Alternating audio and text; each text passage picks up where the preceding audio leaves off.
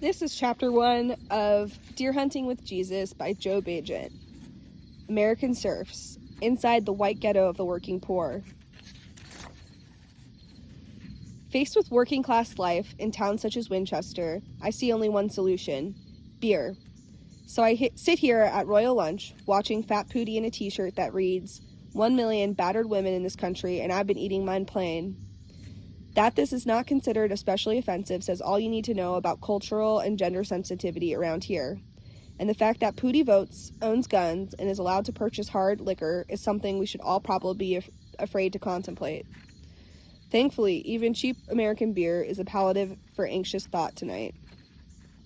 Then, too, beer is educational and stimulates contemplation. I call it my learning through drinking program. Here are some things I have learned at Royal Lunch. 1. Never shack up with a divorced woman who is 2 house payments behind and swears you are the best sex she ever had. 2. Never eat cocktail weenies out of the urinal, no matter how big the bet gets. As you can see, learning through drinking is never dull. But when karaoke came to American bars, my hopsy approach to social studies got downright entertaining, especially here, where some participants get gussied up for their 3 weekly minutes of stardom. Take Dink Lamp over there in the corner, presently dressed like a stubble-faced Waylon Jennings. Dink is 56. His undying claim to fame in this town is not his Waylon imitation, however, which sucks, as do his Keith Whitley and his Travis Tritt. It is that he beat up the boxing chimpanzee at the carnival in 1963. This is a damned hard thing to do because chimpanzees are several times stronger than humans and capable of enough rage that the pugilistic primate wore a steel muzzle. Every good old boy in this place swears Dink pounded the chimpanzee so hard it climbed up the cage bars and refused to come back down, and that Dink won $100. I don't know. I wasn't there to see it because my good Christian family did not approve of attending such spectacles. One thing is for sure, though. Dink is tough enough to have done it. To readers who wonder whether people really have names such as Dink and Pootie, hell yes. Not only do we have a Dink and a Pootie in Winchester, the town that stars in this book, we also have folks named Gator, Fido, Snooky, and Tumbug, whom we simply call Bug. Anyway, with this older crowd of karaokers from America's busted-up laboring lumpen, you can count on at least one version of Good-Hearted Woman, or a rendition of Coal Miner's Daughter, performed with little skill but a lot of beery heart and feeling. And when it comes to heart and feeling, the best in town is a woman named Dottie. Dot is 59 years old, weighs almost 300 pounds, and sings Patsy Cline nearly as well as Patsy sang Patsy. Dot can sing Crazy and any other Patsy song ever recorded and a few that went unrecorded. She knows Patsy's unrecorded songs because she knew Patsy personally, as did many other people still living here in Winchester, where Patsy Cline grew up.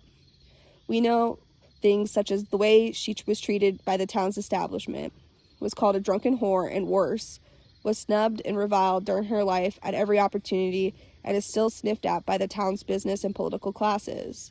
But Patsy, who took shit from no one and knew cuss words that would make a Comanche blush, and, well, she was one of us. Tough and profane. Cussing is a form of punctuation to us. Patsy grew up on our side of the tracks and suffered all the insults life still inflicts on working people here. Hers was a hard life. Dot's life has been every bit as hard as Patsy's. Harder, really, because Dot has lived twice as long as Patsy Cline managed to, and she looks it. By the time my people hit 60, we look like a bunch of hypertensive, red-faced toads in a film coughing contest. Fact is, we are even unhealthier than we look. Doctors tell us that we have blood in our cholesterol, and the cops tell us there's alcohol in that blood. True to our class, Dottie is disabled by heart trouble, diabetes, and several other diseases. Her blood pressure is so high, the doctor thought the pressure device was broken, and she is slowly going blind to boot. Trouble is, insurance costs her as much as rent. Her old man makes $8 an hour washing cars at a dealership, and if everything goes just right, they have about $55 a week left for groceries, gas, and everything else. But if an extra expense as small as $30 comes in, they compensate by not filling one of Dot's prescriptions, or 2 or 3 of them, in which case she gets sicker and sicker until they can afford the copay to refill the prescriptions again. At 59, these repeated lapses into vessel-popping high blood pressure and diabetic surges pretty much guarantee that she won't collect Social Security for long after she reaches 63, if she reaches 63. One of these days, it will truly be over when the fat lady sings. Dot started working at 13, married at 15, which is no big deal. Throw in, learned to pick up a guitar at age 6, and you would be describing half the Southerners in my generation in social class. She has cleaned houses and waited tables and paid into Social Security all her life. But for the past 3 years, Dottie has been unable to work because of her health. Dottie's congestive heart problems are such that she will barely get through 2 songs tonight before passing out. Yet the local Social Security administrators, cold Calvinist hardasses who treat federal dollars as if they were entirely their own in their own name of being responsible with the taxpayers' money, have said repeatedly that Dot is capable of full-time work. To which Dot once replied, "Work? Lady, I can't walk nor half see. I can't even get enough breath to sing a song. What the hell kind of work you think I can do? Be a tire stop in a parking lot?" Not one to be moved by mere human misery, the administrator had Dot bawling her eyes out before she left that office. In fact, Dottie cries all the time now. Even so, she will sing 1, maybe 2 songs tonight. Then she will get down off the stage with the aid of her cane, be helped into a car, and be driven home.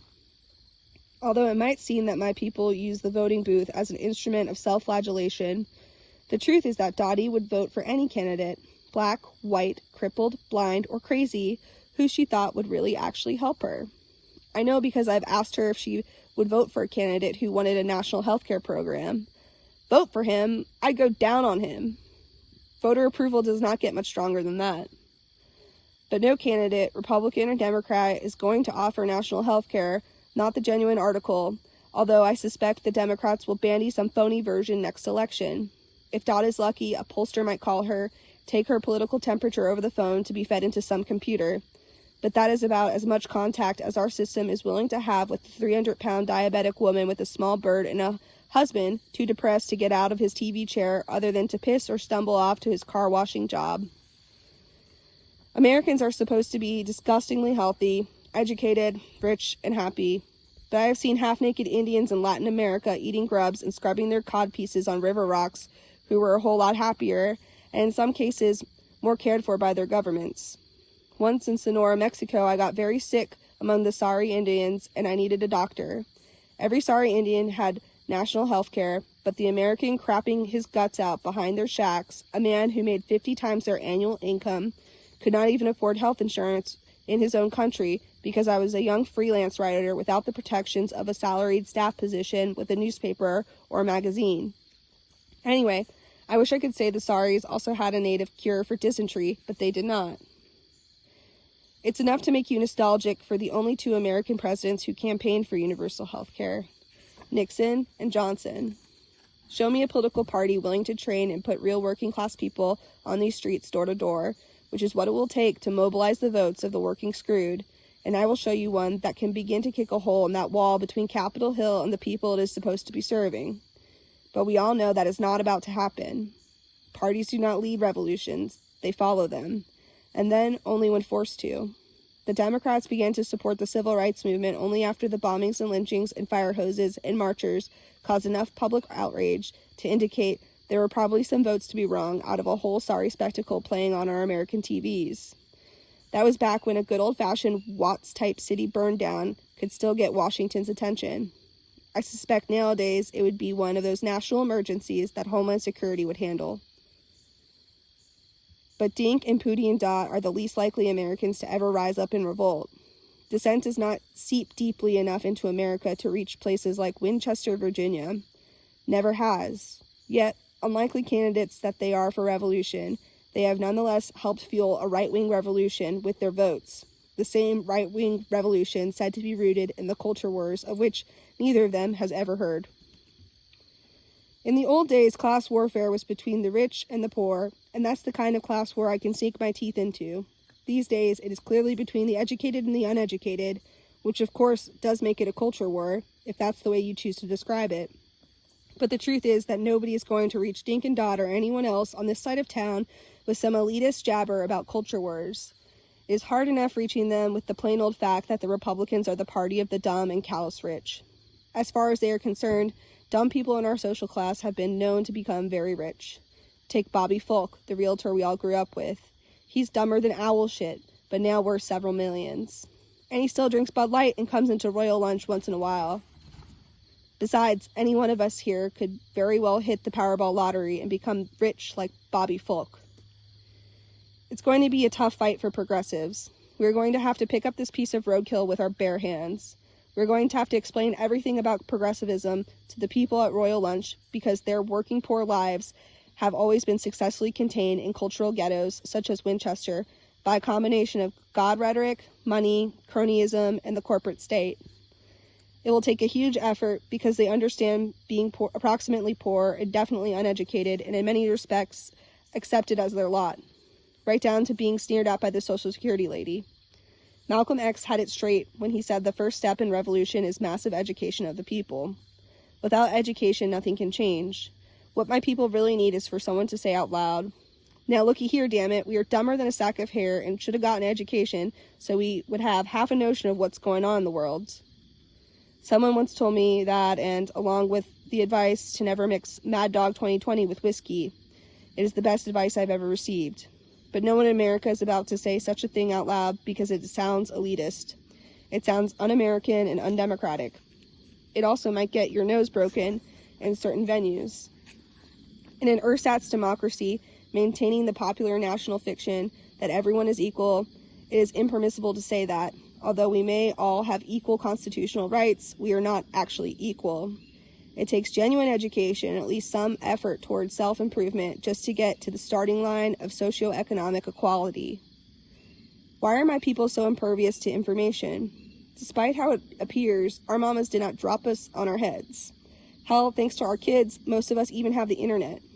Still, my faith in the internet's information democracy wilted when I once suggested to a friend facing eviction that we Google renters' rights to learn his options, and watched him type in "renters kicked out," spelled R-I-N-T-E-R-S. Then, too, when we bumped into the banner on a site reading "Jennifer licks the huge man's sword," we both got sidetracked. Now, 2 weeks later, he had found the neoconservative website Newsmax.com and learned how to bookmark it. Sometimes I think the GOP emits a special pheromone that attracts fools and money. The lives and intellectual cultures of these, the hardest working people, are not just stunted by the smallness of the society into which they are born. They are purposefully held in bondage by a local network of moneyed families, bankers, developers, lawyers, and business people in whose interest it is to have a cheap, unquestioning, and compliant labor force paying high rents and big medical bills. They invest in developing such a labor force by not investing. How's that for making money out of thin air? In the education and quality of life for anyone but their own. Places such as Winchester are, as they say, investment paradise. That means low taxes, few or no local regulations, no unions, and a chamber of commerce tricked out like a gaggle of hookers, welcoming the new non-union air poisoning factory. To hell with pollution, we're going to sell some property, we're going to move some real estate today, fellas. Big contractors, realtors, lawyers, everybody gets a slice except the poorly educated non-union mooks who will be employed at the local plant at discount rates. At the same time, and more important, this business cartel controls most elected offices and municipal boards. It also dominates local development and the direction future employment will take, which makes for some ridiculous civic scenarios. When our town's educators decided to hold a conference on the future employment needs of our youth, the keynote speaker was the CEO of a local rendering plant, Valley Protein, a vast, stinking facility that cooks down roadkill and renders deep fryer fats into the goop they put into animal feed. He got a standing ovation from the school board and all the Main Street pickle vendors, and not a soul in that Best Western events room thought it was ironic. Meanwhile, the conservative Republicans ballyhoo personal responsibility to working class employees like the guys and gals here at Royal Lunch. Most working people around here believe in the buzz phrase, personal responsibility. Their daddies and mamas taught them to accept responsibility for their actions. They assume responsibility for their lives and don't want a handout from the government. They see accepting public help as a sign of failure and moral weakness. Consequently, they don't like social spending to give people a lift. But self-reliant as they are, what real chance do they have living on wages that do not allow them to accumulate savings?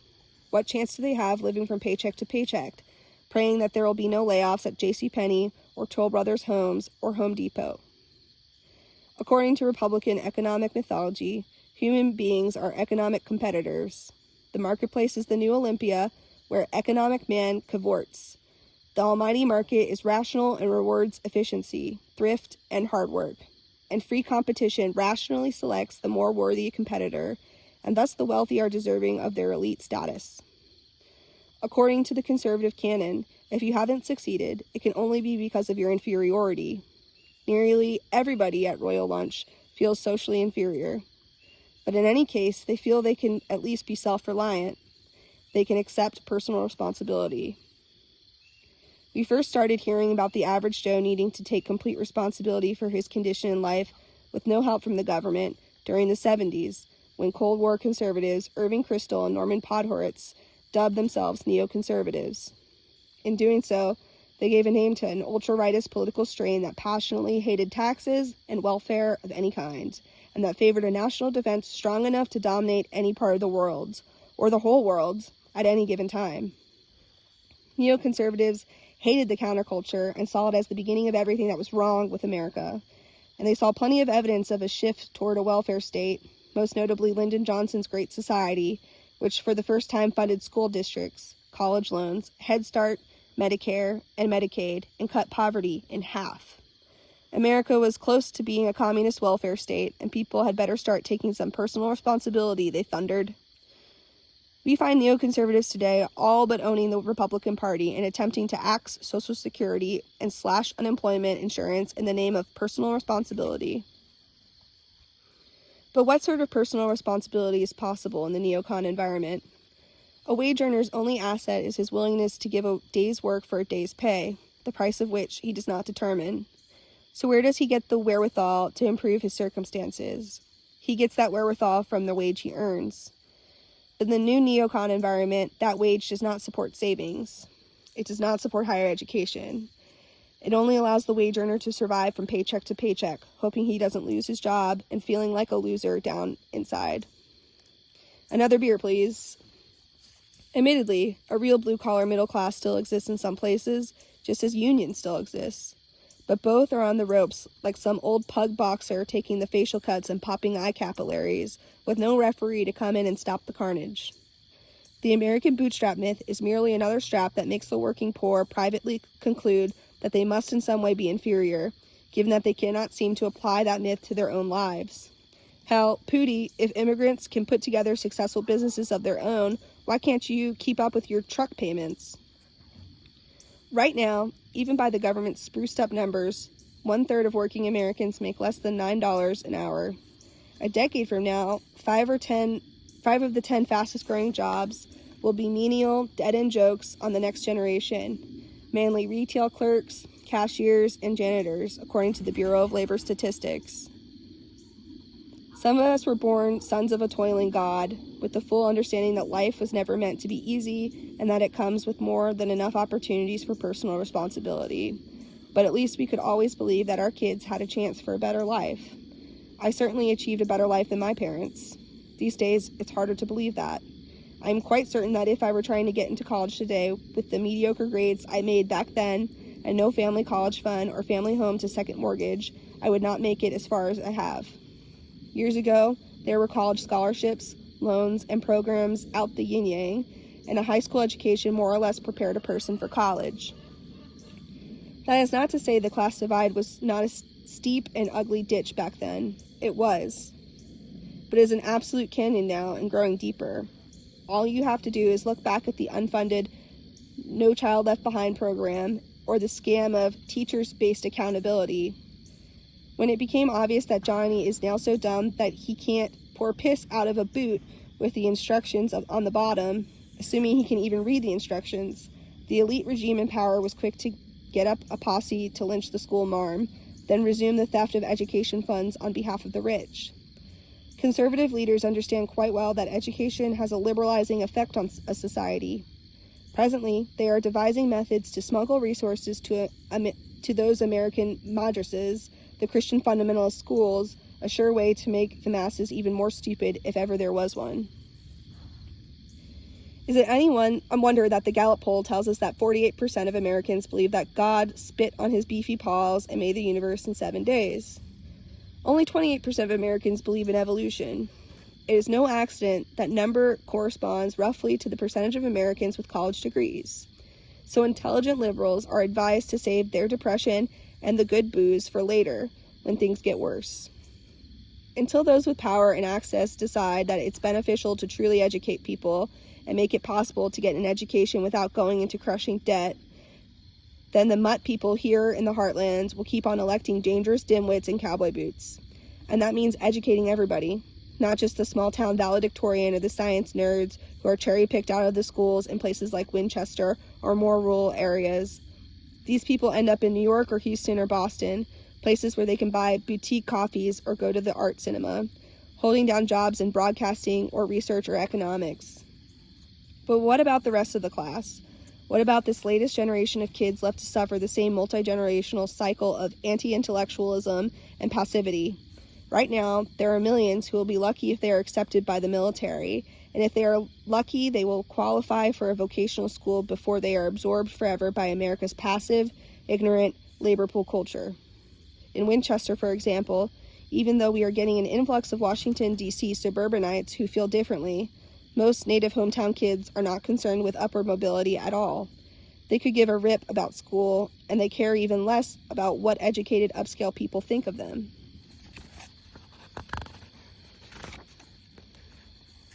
This is a terrible and silent crisis. Working class passivity, antipathy to intellect, and belligerence toward the outside world start early. They begin at home and continue in grade school. Yet even if the entire working class in America suddenly got religion and wanted to send every child to college, and if all children made perfect grades and wanted to broaden their worlds, it would be financially impossible under the present system. They have no savings and nothing to borrow against. Most people reading this finance their children's educations with second mortgages. These days, working class people who own homes have no equity left due to the refinancing to pay credit card debt or medical bills. And the working poor have even less of a chance. They rent until they die, with no hope of passing along to their children any accumulated wealth in the form of equity in a home. So over the generations, they stay stuck or lose ground. And they stay dumb and drink beer at Royal Lunch and vote Republican because no real liberal voice, the kind that speaks the rock bottom, that doesn't make sense, the kind that speaks the rock bottom, undeniable truth, ever enters their lives. Hell, it doesn't even enter liberals' lives these days, but it can. I have on many occasions at this very tavern found an agreeing ear to all of the arguments made above. One of the few good things about growing older is that one can remember what appears to have been purposefully erased from the national memory. 50 years ago, men and women of goodwill agreed that every citizen had the right to health care and to a free and credible education. Manifestation of one's fullest potential was considered a national goal, even by Republicans. Ike wanted national health insurance, and so did Nixon. Now both are labeled as unworkable ideas, maybe even downright communist, Pootie. It was to liberal Americans and their party that these humanist ideals were entrusted, to Democrats, to millions who considered themselves progressives with ideals. Nobody kidded themselves that Republicans, the party of business, would look out for the education of the working class, or for the health of working class children and oldsters, or for anything else other than the bottom line.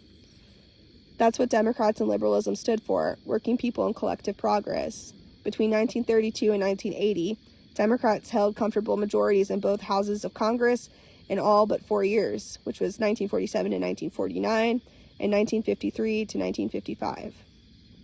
You'd think that sometime during those 48 years, the party of Roosevelt would have done the right thing about health care and education for everyone, especially during the fat 90s. But the stock market was booming, and middle-class professionals and semi-professional liberals had their diplomas in hand and their student loans paid off. They had jobs and those newly established 401ks that begged to be fattened, and airfare to France was cheap, and, well, you know how it is. I can't point fingers here. I was certainly among them at the time. So now I sit at Royal Lunch, looking out the window at the people on those old streets who not only fail to get what they rightfully deserve, but do not even get what they need.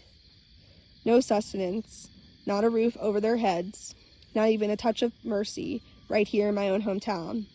In Winchester, as in many historic towns in Eastern America, the ancient brick veneer hides much poverty.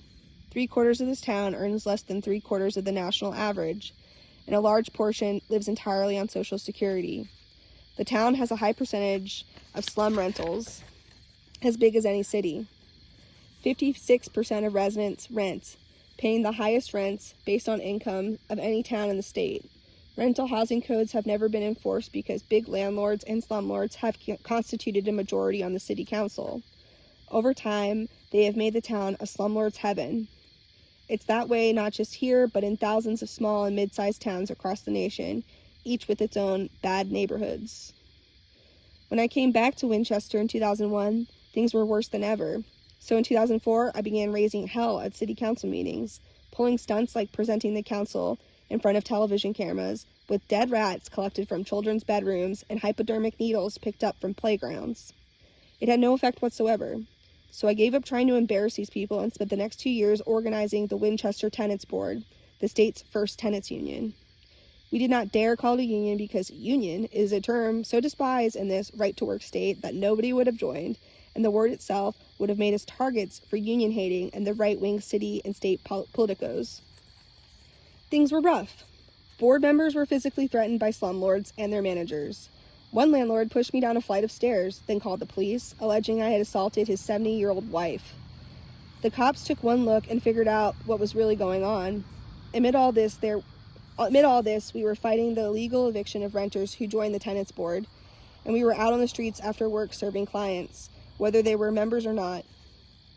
All elements of a class war were present, a fact not overlooked by the local neoconservatives and the right-wing editorial writers, who accused the organizers of attempting to stir up a class war where no class system existed and proclaiming homelessness where none existed.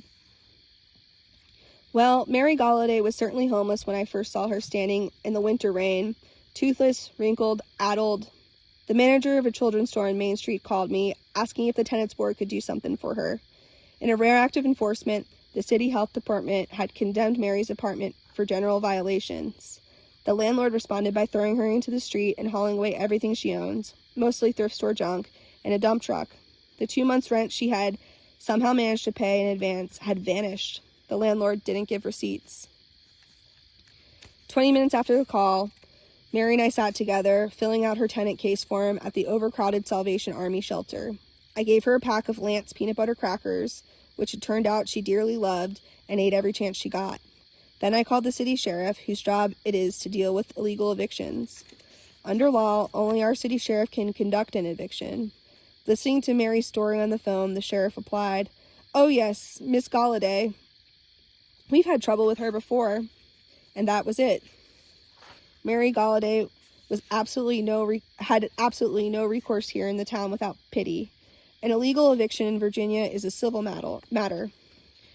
She would have had to get a lawyer and take the landlord to civil court. This was not very likely to happen, given that she was living on a monthly Social Security check of $500 and change, $400 of which went to rent. Besides that, no lawyer in town would take a tenant case against any landlord. The lawyers drink at the country club with the landlords and make substantial fees in rental real estate transactions. They are on retainer to stymie any court actions against landlords, whether from the city or from a tenant.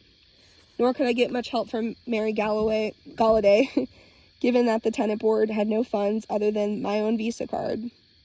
And that pitiful little silver jobbery was already maxed out from previous efforts on behalf of renters screwed, blued and tattooed by a system in which property has far more rights than citizens. Mary's case is by no means unusual, nor is her treatment at the hands of local institutions and agencies, which do almost nothing because they are deliberately underfunded by the city government and are managed by people who understand that their job is to keep costs and thus services down. To do something will require raising taxes, and Virginia is a much ballyhooed low-tax state. The effort within agencies to deny services gets ridiculous at times. A while back, an agency downstate decided that an old man living in a camper truck who survived by gathering aluminum cans was a self-employed businessman in the recycling business, and consequently in no need of aid. In Winchester, we have no affordable housing and do nothing for the poor unless the U.S. government pays for it. Churches, and more recently, faith-based initiatives, are supposed to take care of all that. Without trying too hard, you can find millions of Mary Gollidays across the country. The only difference is that here in the South, when individuals like Mary are down, we stomp them. The operating Christian principle is that one should always kick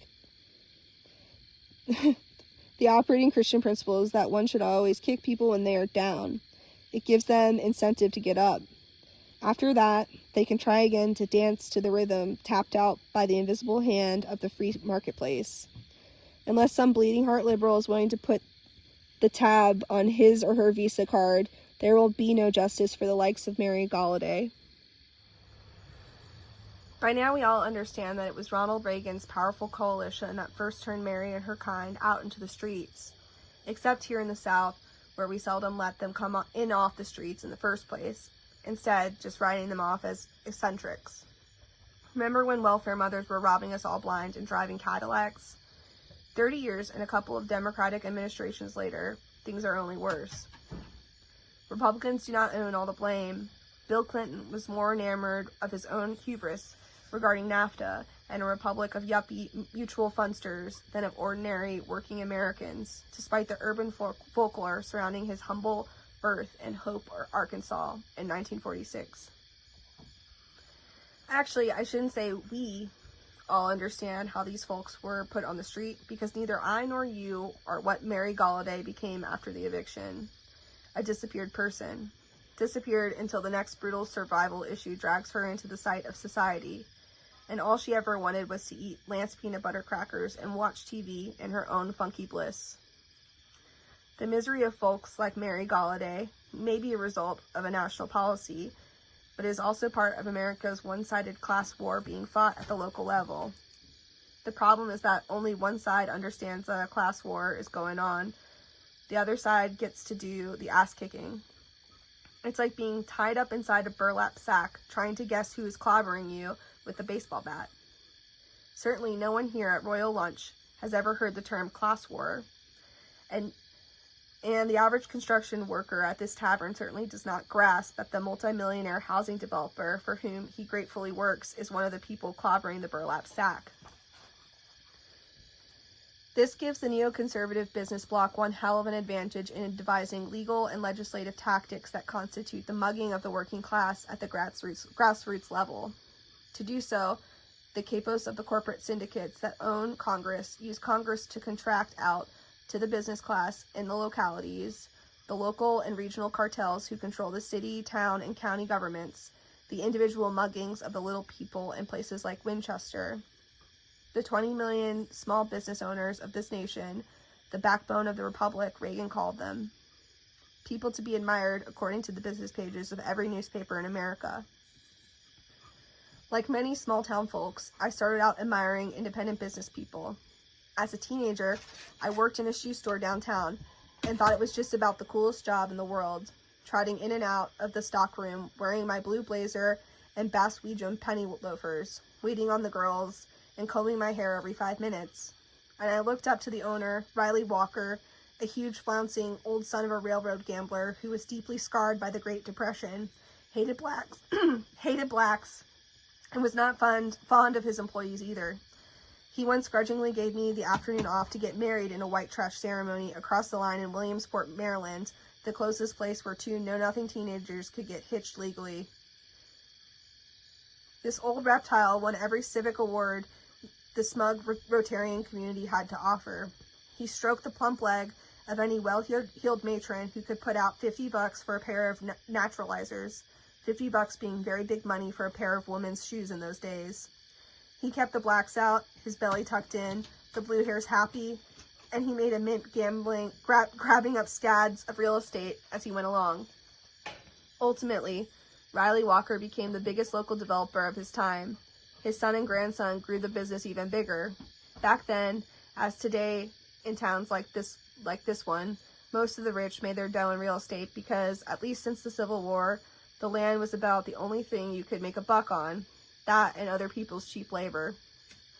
Walker's crowning civic achievement, though, was bringing to town a failing Presbyterian college from downstate, conveniently making money at every step in the process, thus becoming the father of higher education in our community.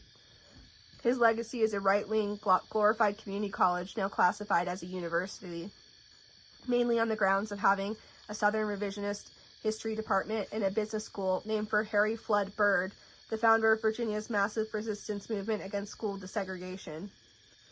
Walker's name is all over buildings, walkways, and such, and several little cul-de-sacs and local housing developments bear his children's silly first names. He is one of the patron saints of the business community. The small cartel of Southern families that traditionally have run our little banana republic at the top of the Shenandoah Valley they continue this proud tradition. Today they are raking in from superheated overdevelopment, leaving the taxpayers stuck in traffic jams and holding the bag for all of those new schools that come with the development. You can find the same thing in Missouri, Oregon, Iowa, or California, all across this nation. But the truly dangerous ones are those ankle biters trying to get a bigger piece of the local action. I am not talking about the barber or one-chair beauty shop or the deli owner down the street. I'm talking about the realtors, lawyers, and middlemen willing to cooperate in whatever it takes to destroy land use and zoning codes, bust unions, and generally keep wages low, rents high, and white trash liberals and Afroids, as the old line realtors call them, down. These second-tier conservative professionals and semi-pros are dead set on being big players someday. On their way up the ladder, they will screw you blind, step in your face, and piss downhill at every step. They are also dumb as hell. One local businessman returned from a trip to Europe, and knowing that I am a double-bottomed, ironclad lefty, brought me a copy of a socialist newspaper. He gave it to me as a joke and said, "Man, can you believe they actually allow this stuff to be sold over there? Glad we got laws against that crap in this country." I reminded him that the Socialist Party is probably the largest political party on the planet. "Oh, bullshit," he said. I asked, "Then what the hell do you think is the largest party?" "The Republican Party, of course. We're the only country with real political parties." Now, this is a guy who has an MBA from one of the South's universities, holds local office, and has influence in local public affairs. It is people like him who stand on the necks of millions of working poor. My father died with some of these heels marks on his neck. He ran a gas station garage for a small businessman from the late 50s into the local 60s. He was proud of his craft and good at it. Worked 6 12-hour days a week, lying on his back on wheelies under cars, mucking out grease pits, pumping gas, and living on bologna sandwiches. He never drank. He could never afford to, and anyway, he feared a fundamentalist god's revenge on drinkers. He'd give your tail a whooping if you stole and take you all night fishing on the Shenandoah River. Pop believed Jimmy Hoffa was proof that all unions are crooked, and he loved to eat ice cream straight out of the carton late at night when he got off work. I used to slip downstairs in my pajamas, snuggle up to him, and watch Gunsmoke. He had his first heart attack in his late 30s and lived the rest of his life in debt to doctors and hospitals. Until he finally went on Social Security, he never had health insurance. The small business owners my father worked for became quite well off because of my father's ceaseless efforts to gain friends and customers and do perfect work for $45 a week. In 1962, he trusted the system and accepted all the troubles as personal failures as he went about his life in our town. The old farts at Royal Lunch remember him with warmth, and more than a few attended his funeral, which is one of the reasons I come to this tavern. My old man had one hell of a funeral, the biggest ever in his church. And I guess that counts for something. I hope so. Because in the end, that is all he had to show for his passage through this world. As near as I can tell, he believed the small businessmen who screwed him all his life were actually his friends. His assumption was that business people were somehow smarter, more educated, and more competent than he was, and that the proof was their success. How on God's green earth did we Americans ever come up with the notion that a bunch of downtown pickle vendors, gasoline retailers, and real estate hotwires are the bedrock of our democracy? They are an indicator of what is right for America. Well, we didn't, of course. The pickle vendors and the politicians and the corporations that own Congress did. Once it was discovered what a wonderful generator of low-wage, non-union, disposable, part-time, non-insured jobs these small-time sweatshops were, and that any job counts statistically, even a 20-hour-a-week job selling bloated dead sows out of a hog farrowing crates for minimum rate. Sorry. Even a 20-hour-a-week job selling bloated dead sows out of hog farrowing crates for minimum wage, which I actually did for a couple of months. Their owners were deemed mighty engines of unemployment growth, the beating heart of our economy. So now, Wall Street soars giddily at the news of thousands being laid off, and hi-ho, it's off to work we go at the local Tyson's processing franchise to merrily stab at turkeys for minimum wage alongside the Salvadorian who keeps glancing over his shoulder. Despite globalism, owners of small and medium-sized businesses run much of the heartlands.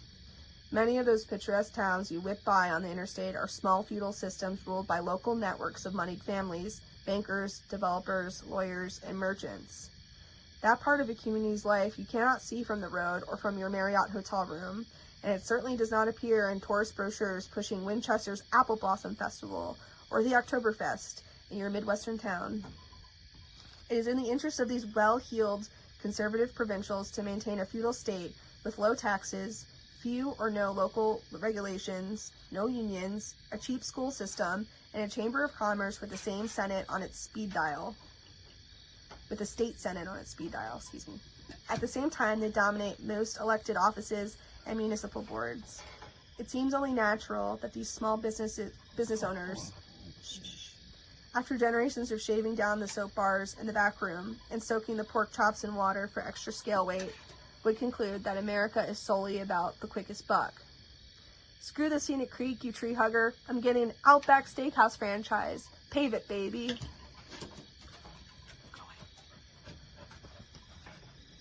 Members of the business class, that legion of little Rotary Club spark plugs, are vital to the American corporate and political machine. They are where the institutionalized rip-off working class people by the rich... They are where the institutionalized rip-off of working class people by the rich corporations finds its footing at the grassroots level, where they can stymie any increase in the minimum wage or snuff out anything remotely resembling a fair tax structure. Serving on every local government body, this mob of Kiwanis and Rotarians has connections. It can get that 100 acres rezoned for Walmart or a sewer line to that 2,000-unit housing development at taxpayer expense.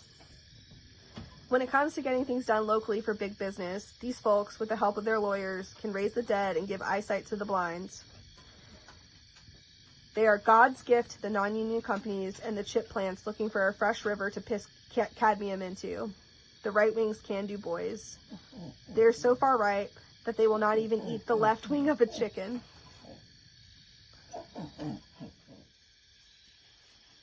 Nevertheless, there are people in the business class even more right-wing and dangerous. The failed pickle vendors. The millionaire wannabes. Talk about misplaced anger. This guy is pissed off that the gravy boat is never passed towards his end of the table. Take my ditto-head friend Buck, who comes into Royal Lunch when he needs to hire a carpenter or house painter who is unaware that getting payment out of a buck is like pulling teeth. Buck sells real estate in this agent-glutted market. He believes in the American dream as he perceives it, which is entirely in terms of money. He wants the Jaguar, the big house, and the blonde bimbo with basketball-sized tits. At age 39 and divorced, he still believes that life's what is about... At age 39 and divorced, he still believes that what life's about is...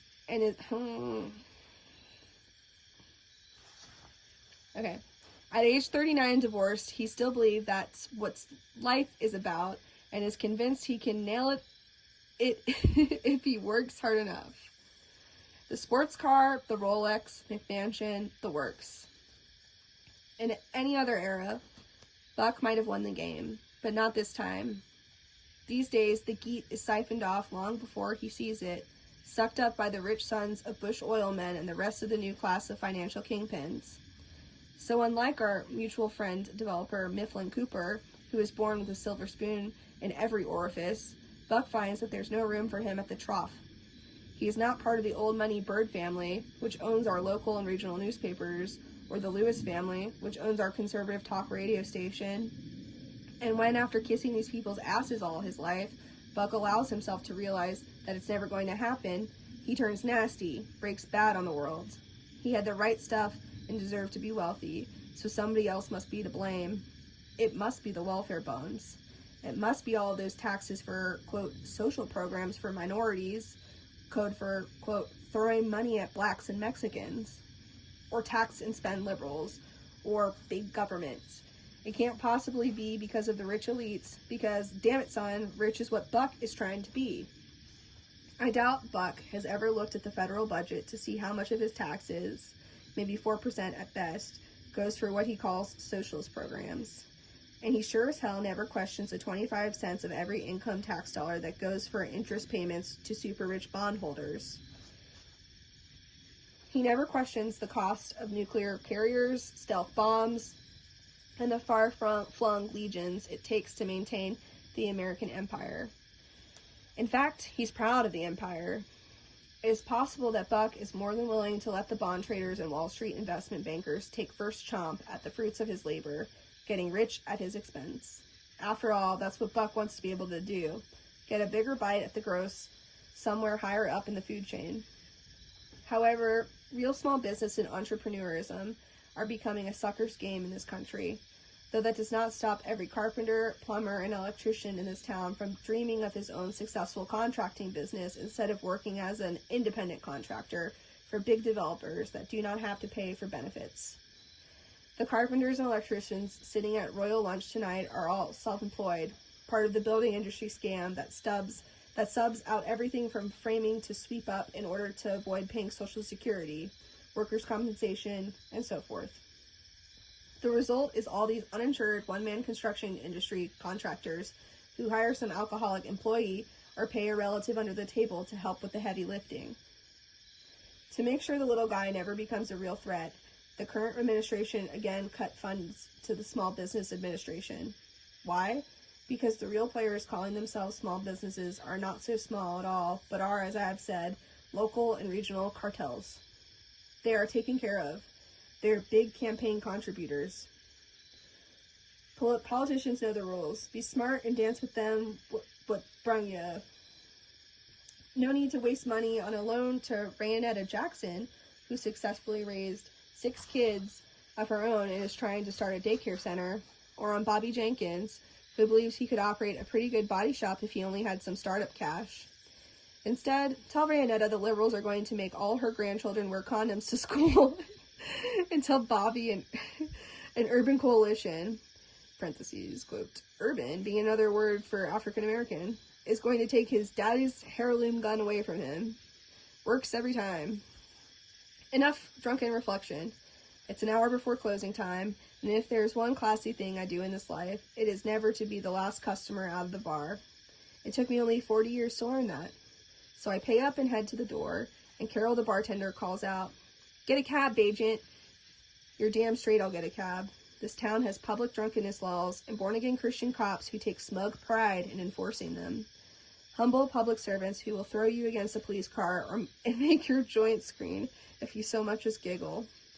Then you will make the local paper under police and court notes. No thank you. Fortunately, the local cab company, which we call Dial a Derelict because of its halfway house resident drivers, is next door to Royal Lunch. So you step out the door and wave at the driver who's watching for a fare. Usually we know the driver went to school with one of his or her relatives. And always we can tell by the last name on the cab registration sheet on the visor that the driver is one of us, a fellow link in the chain of this town's common labors stretching back over 2 centuries. It feels familiar and good. Sometimes the symbiosis between the wet drunks at Royal Lunch and the dry drunks at the cab stand seems to be the last superbly functioning human thing in this town. Meanwhile, Dottie's voice can be heard faintly leaking out onto the town street. I'm not gonna sing. She's singing crazy. I'm crazy, crazy for feeling so lonely, crazy for feeling so blue.